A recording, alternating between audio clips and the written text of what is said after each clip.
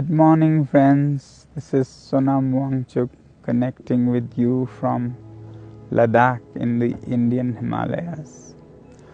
Today is the beginning of my 21st day of Climatefast on water and salt.